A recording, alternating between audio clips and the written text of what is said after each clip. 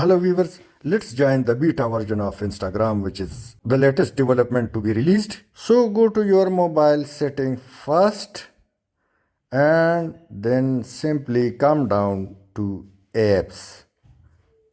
Open apps and then once again scroll down till you find Instagram.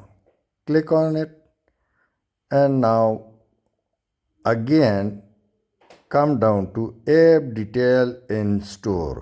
Open it. And now this interface appears, so drag it down and it states join the beta, try new feature before they are officially released and give your feedback to the developer. Certain data on your use of the app will be collected and shared with the developer to help improve the app. Click join and once again it appears.